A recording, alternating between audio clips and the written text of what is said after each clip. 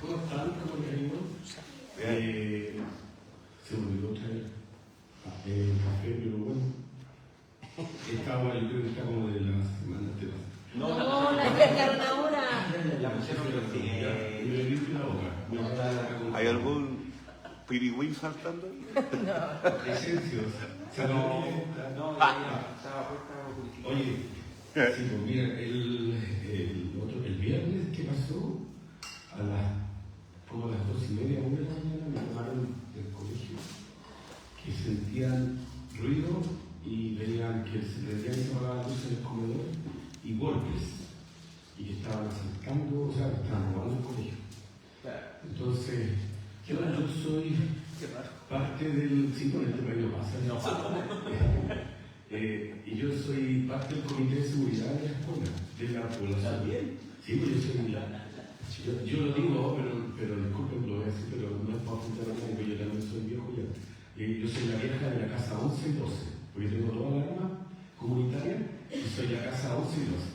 Entonces, yo le digo yo a la presidenta del comité, porque la otra vez nos asaltaron, escucharon todo el ruido, nadie hizo nada. Me dijeron, no, es que yo pensé que había guardia en el colegio. No, le digo yo, si ahora ya no hay guardia. Lo echaron y ya no van a contratar más guardia. El colegio se guarda, se protege por la obra y gracia del Espíritu Santo, nada más. Y entonces ahora esta vez le dice la señora Paola, me dice, ¿sabes qué me dice? El director me llamó, yo lo desperté, la ayuda y me dijo, te está sonando el celular. Le dije yo, algo veo, y me dice, están entrando a robar, me manda un video donde sale que se prendía y se apaga la luz y el ruido. Y le digo yo, hagamos lo que no hicimos la otra vez. Haga sonar la alarma, que salgan los vecinos y yo llamo a Carabineros, al pueblo adelante, que ellos se comprometieron con hay una oficina especial de seguridad, que a llegar lo más pronto que pueda. Así que llamé y ya estaban, cuando yo llegué al colegio, estaban ahí y tuve que ir a abrir todas las puertas. Gracias a Dios no robaron nada. Pero el hecho de, sí, estaban adentro, si yo tuve los videos, vi gente que estaba antes que abrieran el colegio. Así que es un poco esto que vamos a ver, sí, a lo mejor vienen a buscar para un carrete.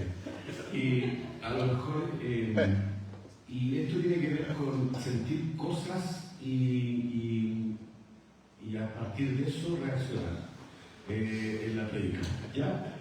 Y el Espíritu Santo es así, ¿ya? Vamos a orar al Señor para poder darle un sentido a esto. Amén. Te damos gracias, Señor, por este día, por la bendición que tu amor nos da. Estamos muy contentos, Señor, de poder cantar esta alabanza, Señor, que habla, Señor, del poder del Espíritu Santo, el poder de Dios manifestado, Señor, entre nosotros hoy día, Señor. Te damos gracias por eso, porque el Espíritu Santo descendió un día, Señor, sobre tu pueblo gentil y nos acompaña. Nos ha acompañado durante siglos, Señor, nos ha acompañado, Señor, en las más grandes tribulaciones que puede tener un ser humano. Está ahí con nosotros, levantándonos y llevándonos a toda verdad y a toda justicia. Y te damos gracias y te alabamos por eso, Señor, en el nombre de Cristo Jesús. Amén. Amén. Bien. Empezamos con dos cositas para poder hablar del momento del Pentecostés. Pentecostés no era un momento que se inauguró ahí, ya se venía celebrando por miles de años antes por el pueblo judío. Por eso había gente de todos lados cuando yo Renato, que eran nombres decía uno Panfilia y no sé cuánto, y otros son nombres de ciudades de donde venía gente y llegaba a Jerusalén como dicen los árabes cuando van a la Meca, como en peregrinación. Y llegaban después de la Pascua, pasaban 50 días después de la Pascua y llegaban a Jerusalén nuevamente a una fiesta que se llamaba la época de las primicias, pero también las personas que, bueno, el nombre en hebreo es Saman, Matan, Haran, Torah, que significa la época de la entrega de la ley. O sea, Pentecostés inaugura algo que pasó cuando Moisés desciende de Monte Sinaí con la ley, y ese día se celebraba eso, la entrega de la ley al pueblo. Pero ahora es otra ley. El Espíritu Santo trae otra ley. Porque dice, y Él los guiará a toda buena obra y a toda justicia. Es decir, la ley ya no está escrita en las tablas, está escrita En nuestro corazón. en nuestro corazón. Ni siquiera en la mente, porque cuando uno trabaja con la mente, de repente uno duda y hay veces que piensa, pero ¿qué será conveniente o no será conveniente? En cambio, con el corazón, tú amas sin restricciones. Tú haces las cosas sin pensarlas. ¿Por qué las hiciste? Porque hiciste de corazón. Entonces, esa es la el gran elemento que tenemos que ir fijándonos cuando vemos el Pentecostés.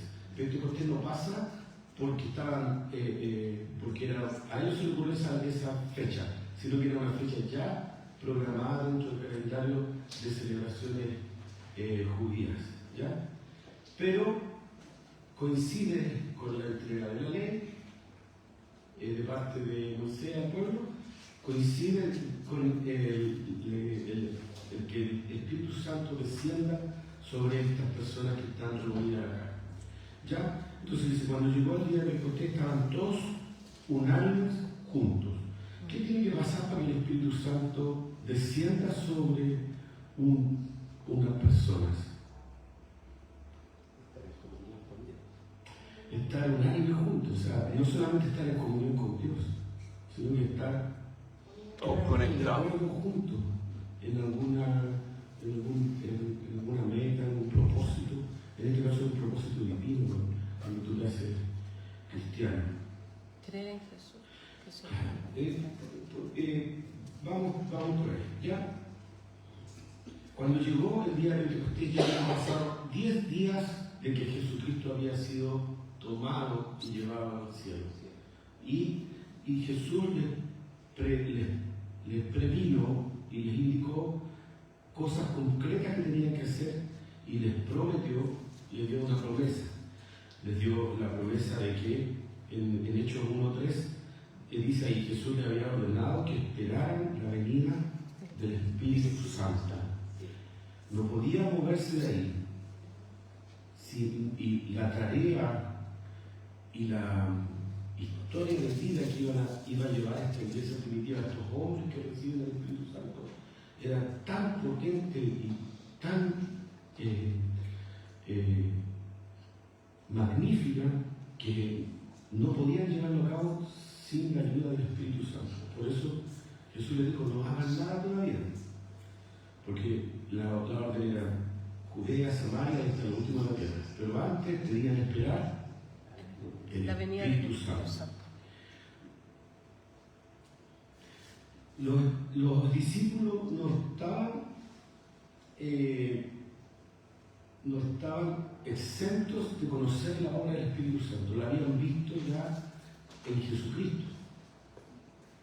Como él, en el ministerio de Jesús, durante todo ese tiempo que estuvo con ellos, lo vieron actuar el Espíritu Santo.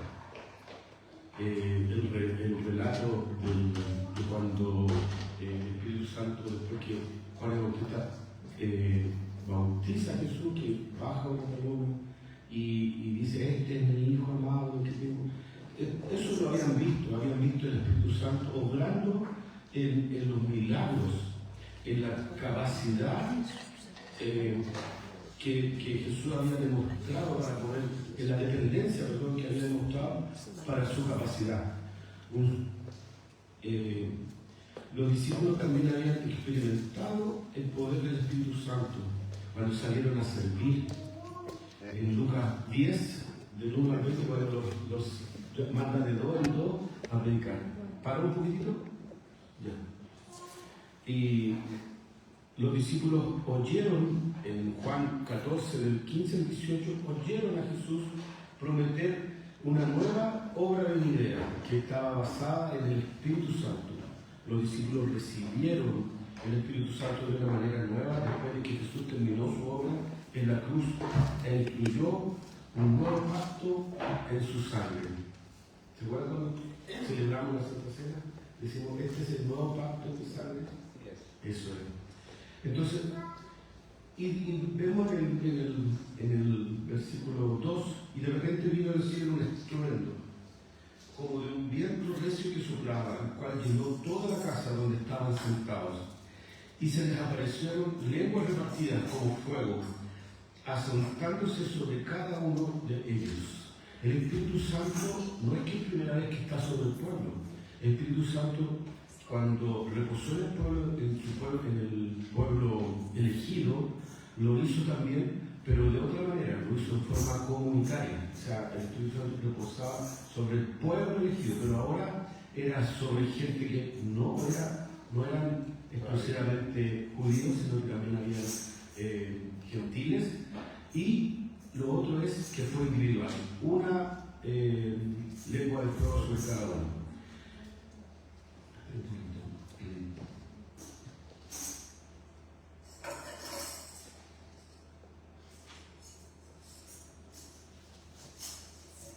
Entonces aquí lo vimos, el Espíritu Santo no solamente puede venir sobre individuos, sino también sobre grupos.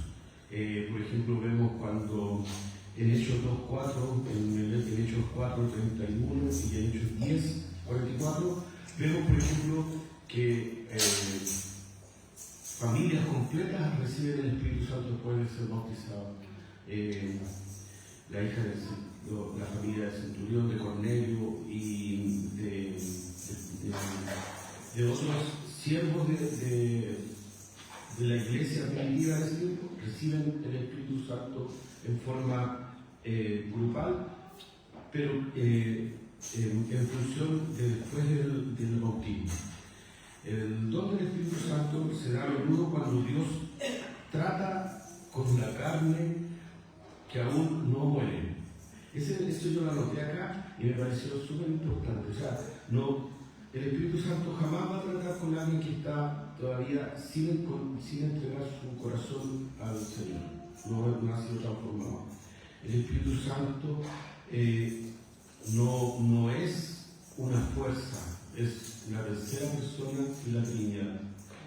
Y por lo mismo no podemos tratarlo como un fenómeno, que es muchas veces voy a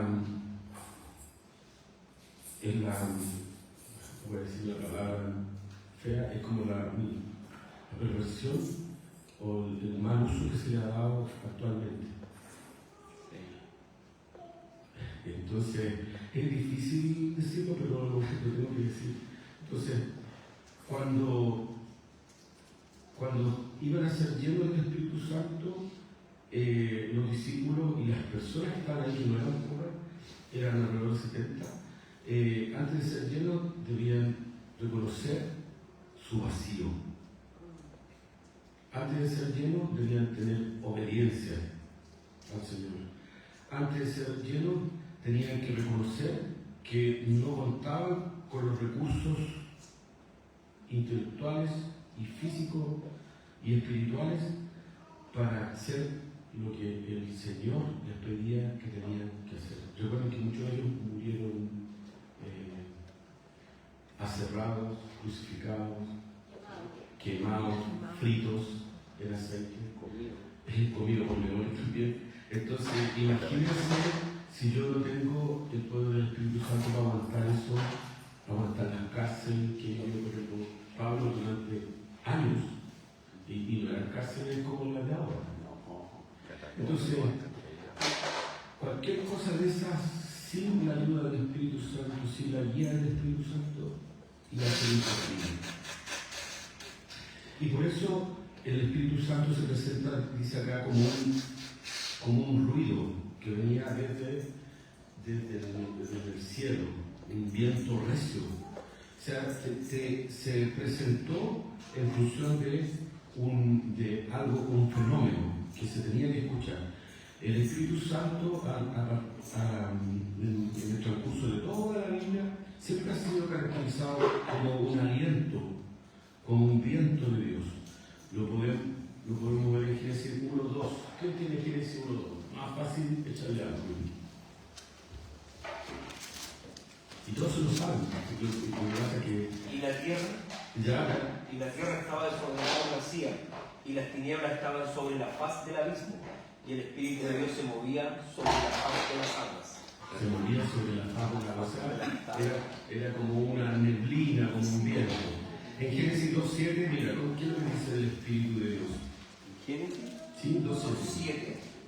Entonces Jehová Dios formó al hombre del polvo de la tierra y sopló en su nariz aliento de vida, y fue el hombre un ser viviente. Amén. ¿Se dan cuenta, no? Ya esto de que el Espíritu Santo se manifestó como un ruido, como un viento recio que sopló en el lugar donde está, no es algo nuevo. Es la manifestación ya típica que tenemos en la Biblia, en el Antiguo Testamento. En Ezequiel 37 ya es más difícil de encontrar. 9-10, el Espíritu de Dios como aliento moviéndose sobre los huesos secos de Israel. ¿Se acuerdan de esa lectura? Que ahí dice, Ezequiel dice, veo esta visión de huesos secos, muertos ahí, como un cementerio lleno de huesos. Y estos huesos soplan el aliento de vida del Señor y forman carne, forman músculo, forman piel y traen vida a este pueblo muerto. Entonces, la característica de este Espíritu Santo llega de repente. O sea, no es algo que hoy día vamos a recibir el Espíritu Santo. Él llega cuando quiere. A veces Dios se mueve de repente, a veces no se mueve, a veces hay un silencio, pero el Señor está ahí. Es a través de un sonido, porque es real, porque no se podía tocar, pero es real. Es como el asalto ese. No veíamos a los ladrones, pero sentíamos que estaban ahí moviendo las puertas, tratando de meterse, de hacer tirar las rejas, etc. Estaba ahí, lo sentían. En este caso sentían al Espíritu Santo. Viene del cielo, no fue de la tierra, no fue creado ni manipulado ni hecho por fuerza humana. Venía del cielo, es poderoso, lleno de fuerza, lleno de poder, porque viene a imponer poder sobre los que lo piden y sobre el que el Señor se los quiere dar. Se le aparecieron lenguas repartidas como fuego, decía ahí el versículo 3, asentándose sobre cada uno de ellos. Estas lenguas repartidas como fuego fue para que apreciaran que cada uno de ellos también eran inusuales. Probablemente deberían relacionarse con el profeta Juan el Bautista, que bautizaba con Espíritu Santo y decía Mateo 3:11, decía que el que viene después de mí no solo bautizará con agua, bautizará con fuego. Leamos, sí, Mateo 13:11, porque no. Mateo 13:11.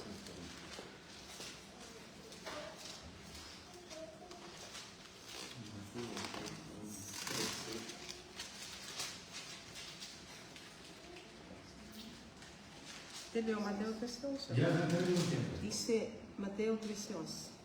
La palabra del Señor dice así: Él respondiendo les dijo: ¿por qué a vosotros os es dado saber los misterios del reino de los cielos, mas a ellos no es dado? No, el 3:11. 3:11. Sí.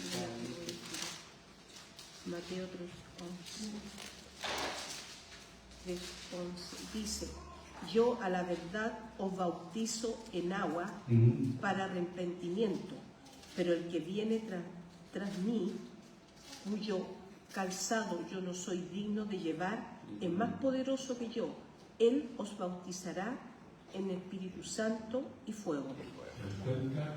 Esa era la promesa que los discípulos esperaron en ese día de Pentecostés. ¿Por qué fuego? ¿Y por qué no palomas? ¿O por qué no gorriones? ¿O por qué no sé, una ramita de olivo?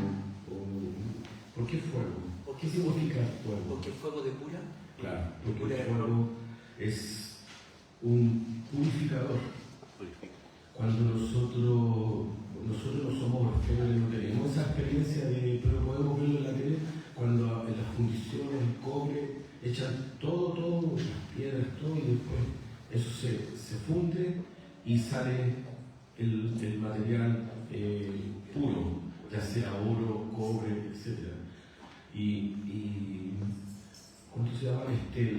Esto que nosotros vemos acá, el fuego, es una forma de purificar a la persona, de quemar aquellas cosas que están mal en nosotros, que no nos ayudan en nada, que espantan al Espíritu Santo, que lo anulan, que lo limitan. Entonces, ¿cuántas veces nosotros con esta forma a veces de actuar limitamos, modificamos, encerramos al Espíritu Santo y no lo dejamos que actúe? Debemos tener atenta la voz y atento el Espíritu para saber cuándo estamos haciendo sufrir al Espíritu Santo con nuestras acciones, porque el Espíritu llora y clama al Padre: Abba, Padre, Abba. Y el Padre es bueno, papito, no dejes que esta persona me siga haciendo sufrir aquí. Mira lo que está haciendo, mira cómo se comporta. Y el Señor, en esta purificación del fuego, hace que nuestras faltas, nuestros errores, nuestras imperfecciones como personas vayan puliéndose, cada vez más puliéndose. Y somos, como dice Mauricio, somos quemados, purificados por este fuego del Espíritu Santo. Vamos con la otra, porque son cuatro capítulos, estoy pegado en el uno. Ya, el cuatro. Fueron llenos del Espíritu Santo y comenzaron a hablar en otras lenguas según el Espíritu, ese con mayúscula, les daba que hablasen. ¿Ya? Ahí todo el Espíritu se con mayúscula, el Espíritu Santo, y el Espíritu les daba que hablasen. Moraba entonces en Jerusalén un varón piadoso de todas las naciones bajo el cielo.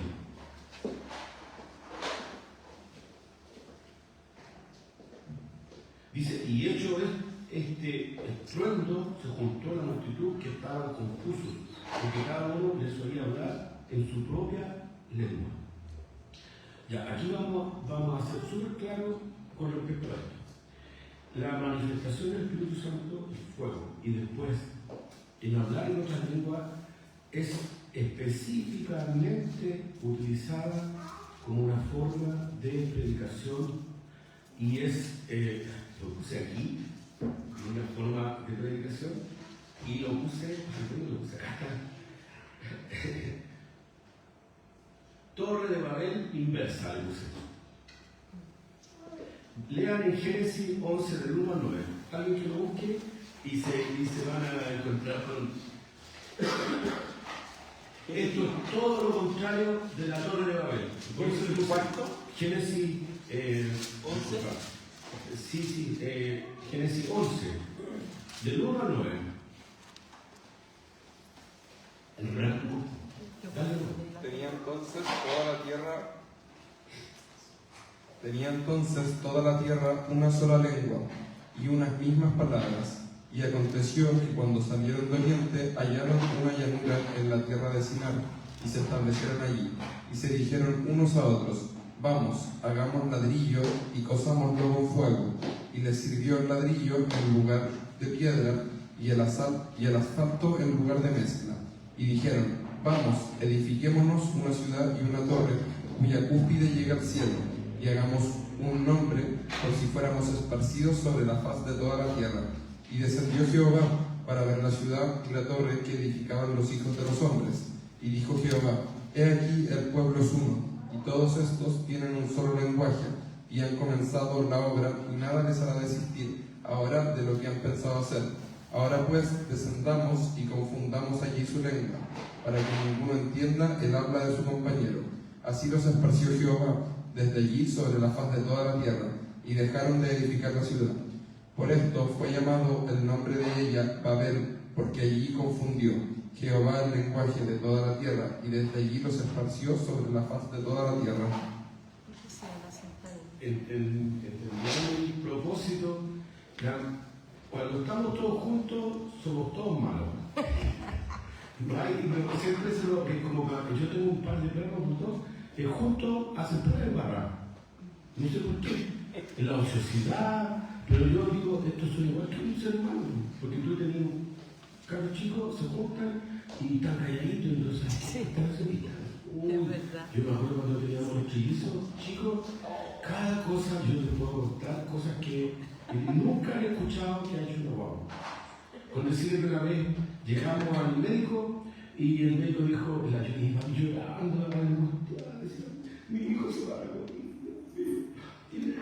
Y el doctor, el valerizo le dice, ¿y qué pasó? ¿No es que comieron caca? ¿Y caca de otra persona o de ellos? No, de ellos. Ah, no pasa nada.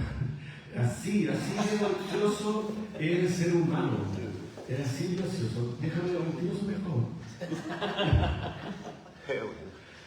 Así de ocioso es el ser humano, con todos sus pecados y miserias. Yes. Entonces, eso pasó con la Torre de Babel. Pues se juntan y empiezan a querer ser igual a Dios. Fíjense que todas las actividades científicas que el ser humano inventa tienen que ver con alguna cosa, con alguna sí, con algún atributo de Dios. Sí. Fíjense, le voy a poner un solo ejemplo. La internet, las redes sociales, antiguamente se demoraba una semana, 2 o 3 días en llegar una noticia de Europa, de Asia, de cualquier lado. Ahora es instantánea. Podemos estar hablando lo mismo aquí en Europa, exactamente lo mismo. Y podemos nosotros conversar con alguien en forma inmediata. Yo, por ejemplo, antes cuando yo tengo unos tíos en el extranjero, se demoraban 6-7 días las cartas en llegar. Cuando empezó el internet, era inmediato. O sea, yo en cualquier momento puedo hablar con mi tía Orla, conversamos.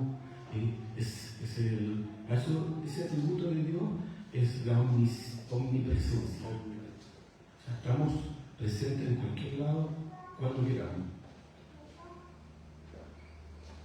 Entonces, eso pasó con el hablar en lenguas. Antiguamente se había separado las lenguas y el Espíritu Santo al presentarse con este estruendo, la gente, yo creo que dijeron una bomba o no sé lo que pasó ahí, pero algo pasó y todos corrieron al lugar donde estaban ellos y se dieron cuenta que eran galileos, dice ahí. El Galileo era conocido por ser un hombre del vulgo. Claro, sí, era un tipo así que no se esperaba mucho de él porque era como prepáralo. Entonces, era gente humilde, que no tenía mucha preparación. Gente común. Y común y corriente, así de baja. ¿Ya? Entonces, ¿qué es lo que le va a pasar a uno como hermano baja? No, pues uno se queda ahí con lo que le da el domingo y chao. Si quiere profundiza, si no quiere no hace nada. Esto eran los galileos. Eran gente muy planita. Entonces, cuando lo escuchan hablar en otro idioma, esto se transforma en una cosa extraordinaria. Y y sirve esto de predicación. Porque todas esas lenguas no era algo que no conocía el otro. ¿Me comprenden? O sea, todas las lenguas que se hablaron aquí sirvieron de edificación para los otros. ¿Ya? Porque eran personas que venían a vender o a comerciar, o también eran judíos que nacieron en otros países, venían a este evento, a esta feria de las primicias que inauguraba la entrega de la ley, del estado de la ley, y llegaron a ese momento. ¿Y qué le pasó ahí? Que se encontraron a estos galileos predicando en su propio idioma. Eso es extraordinario. Estaban atónitos, dice el 7, y maravillados, diciendo: mirad, no son galileos todos los que hablan. Por eso digo yo, y aquí en la exégesis dice ahí, se caracterizaban por ser gente de muy baja educación. ¿Ya? Entonces, tal vez eran analfabetos. ¿Cómo iban a aprender otro idioma? No así, por ejemplo, Pablo, que yo, calculando y leyendo, yo creo que por lo menos hablaba 3 o 4 idiomas fluidos. Así. Y había ido a la universidad, y sabía de filosofía, etc. Pero estos galileos, como dirían por ahí, no se van a nadie y están predicando en otro idioma. ¿Cómo pues lo oímos nosotros hablar a cada uno en nuestra lengua, en 8? Y en nuestra lengua, en la que hemos nacido, o sea, ese hablar, el Espíritu Santo se puede manifestar de cualquier manera. No hay una forma específica. ¿Ya? No es necesario que a usted le brille la cabeza por una llama. No es necesario que hable en otro idioma y que lo entiendan. Pero sí, cuando estamos en una, ¿cómo se dice? Como más intimidad, si existe una persona, y lo dice ahí después, lo dice Pablo en Corintios 14, que algunos creen que el don de lengua se dio principalmente como una señal a los incrédulos, para que escucharan la predicación del Evangelio en su propio idioma, y como medio de comunicar milagrosamente el Evangelio en diversos idiomas. ¿Ya? Luego, dice ahí en 1 Corintios, otros argumentan que el don de lengua, si bien es una señal para los incrédulos, como se afirma, es principalmente un don de comunicación entre el creyente y Dios, y es un don que Dios todavía concede a los creyentes hoy. La única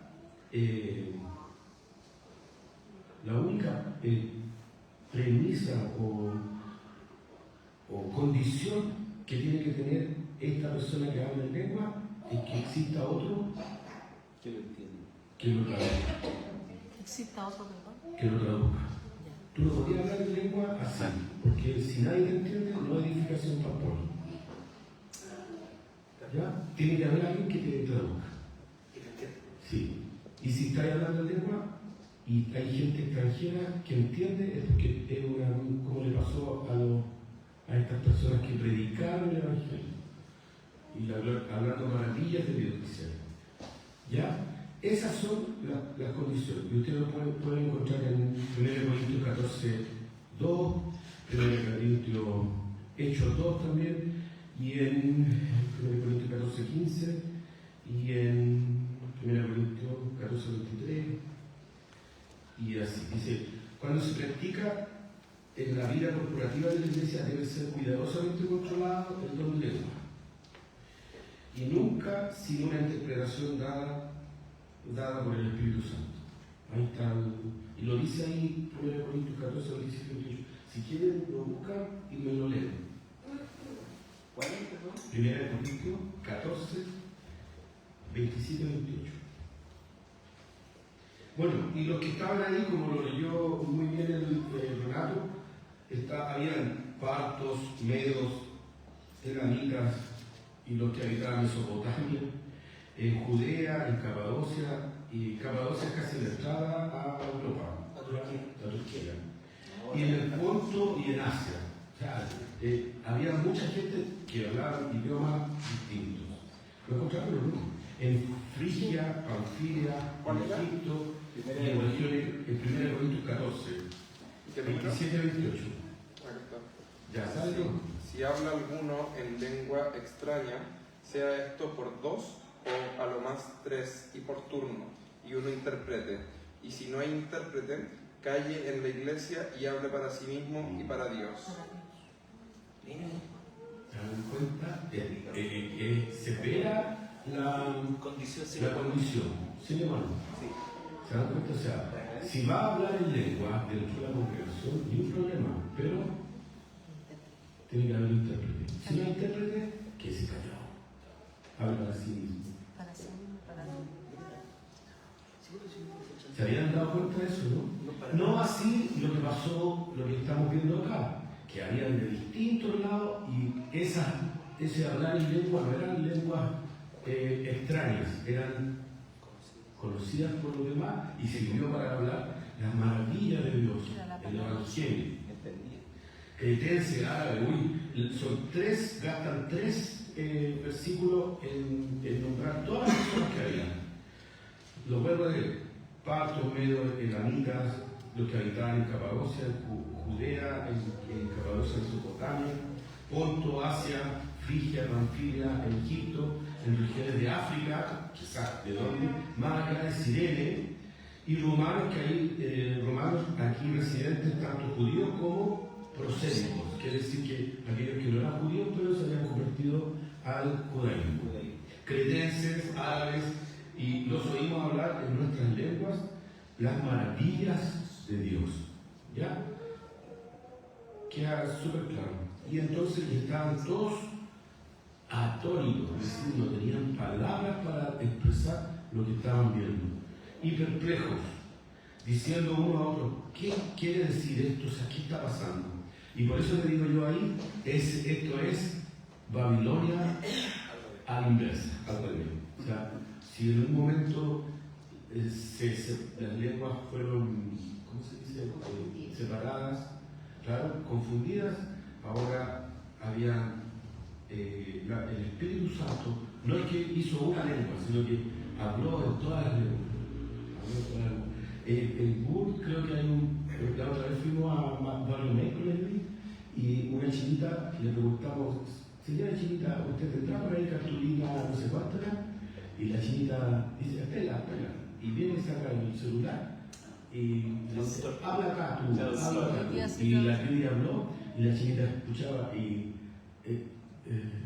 eso también es parte de la copia que hace el ser humano con las maravillas de Dios. Claro, si hubiéramos vivido hace unos 15 años del pasado al presente ahora, para nosotros sería algo maravilloso, extraordinario. Estaríamos, como dice ahí, perplejos. Pero nosotros ya sabemos que el ser humano trata de imitar la gloria de Dios. Y más otros burlándose decían, estos están llenos de... están curados, están más curados que... ¿No es cierto? Pero ¿cómo están hablando? Están curados estos gallos, pero ¿cómo están hablando y diciendo que están curados? Yo creo que con 2 cosas también me puedo hablar cualquier idioma. Pero no es la idea. Es un poco lo mejor que uno puede hacer para aprender el idioma. Claro, Open English. Y ahí está el primer discurso de Pedro. Pedro, que de distintas maneras uno lo ve con tantas características humanas nuestras: fallero, faltero, engrupidor, ¿qué también enojón, iracundo, y se manda una predicación del pueblo ultrasatánico. Dice entonces Pedro, poniéndose de pie, con los 11 alzó la voz y les habló diciendo: varones judíos, todos los que habitáis en Jerusalén, estos os sea notorio, oíd mis palabras. Seguramente todavía estaban estos con el Espíritu Santo traduciendo a toda esta gente, porque esto fue un evento gigantesco. El acontecimiento. De ahí se funda la iglesia primitiva. Sí. ¿Ya? Dice, oíd mis palabras, porque estos no están ebrios. O sea, estamos hablando de esta gente que está con el Espíritu Santo, no están ebrios, como vosotros suponéis, puesto que es la hora, la tercera hora del día, es decir, será como las 9 de la mañana. Dice, mas estos eso lo ha dicho por el profeta, es lo dicho por el profeta Joel. ¿Qué dijo el profeta Joel? ¿Qué dijo? ¿Y dónde lo dijo? Yo acá lo tengo en mi apunte y es en Joel. Acá, y tengo acá un comentario de John Stott sobre esto. Dice, tampoco debemos añadir la experiencia diferente de la plenitud del Espíritu en traducción de la Biblia. Después dice John Stott, porque habían perdido el control de sus funciones mentales y físicas normales. No, el fruto del Espíritu es autocontrol, no su pérdida. No estamos hablando aquí, gente, y por eso Pedro nos defiende y dice, no, esto no está ebrio. John Stott también aquí dice, y yo también se lo digo, el Espíritu Santo, cuando ustedes reciban el Espíritu Santo y lo sientan con poder en sus vidas, el Señor va a ser respetuoso con ustedes. No se van a volver locos, ni van a ser ridículos. Yo les voy a contar una cosa muy humilde que me pasó cuando estaba el obispo acá, cuando me tuve que arrodillar para que me ungieran encargado de obra. De repente sentí como que no estaba ahí y pensé que me iba a desmayar, así como se tiran para atrás me iba a caer para atrás. Y yo le dije al Señor, yo siento tu Espíritu Santo en mí, pero no quiero caerme. Por favor, no permitas que me caiga, pero yo humildemente recibo esto que me estás dando. Y el Señor me mantuvo bien. Pero yo creo que lo que escribe esto John Stott es verdad. El Señor no te saca fuera de tus cabales, ni te anula tus funciones mentales, ni físicas, ni morales. No, el fruto del Espíritu es autocontrol, no su pérdida. ¿Ya? Y en Joel 2, donde dice ahí, y Pedro lo usa como parte de su predica, dice, pero esto es lo que dijo el profeta Joel, y sucederá en los últimos días, dice Dios, que derramaré mi espíritu sobre toda carne. Vuestros hijos y vuestras hijas profetizarán, vuestros jóvenes verán visiones, vuestros ancianos soñarán sueños, y sobre mis siervos y sobre mis siervas derramaré mi espíritu en aquellos días y profetizarán. Daré prodigios arriba en el cielo y señales abajo de la tierra. Sangre, fuego, vapor y humo. El sol se convertirá en tinieblas y la luna en sangre, antes de que venga el gran día y terrible del Señor. Y todo aquel que invoque el nombre del Señor será salvo. Yo creo que hasta ahí corresponde pensar que todavía estamos esperando este momento.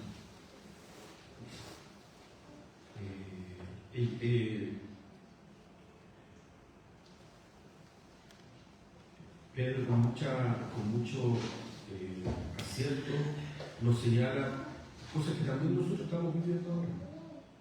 Si estuviéramos viviendo en la región de Israel, veríamos el cielo convertirse de rojo en sangre, con los bombardeos, todas esas cosas.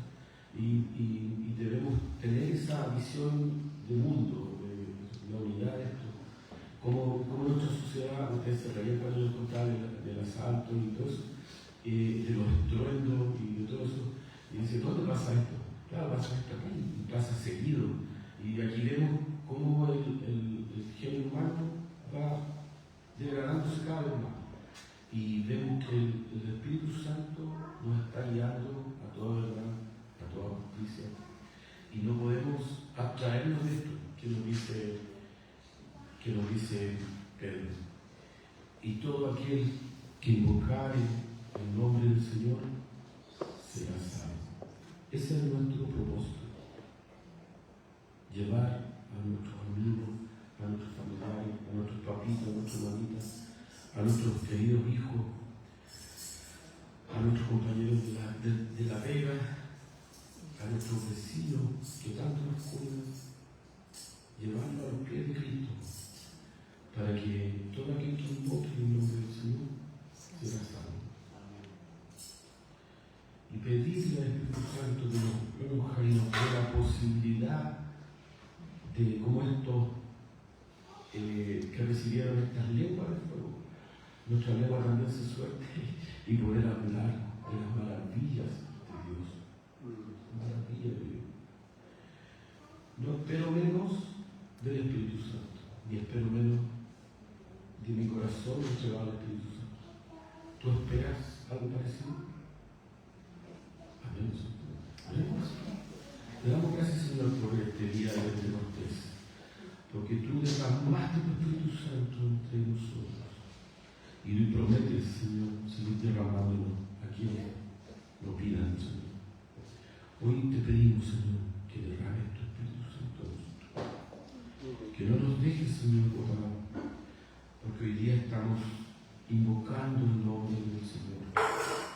Estamos expresando nuestra falta de humanidad, Señor. Somos incompletos si no te tenemos a ti.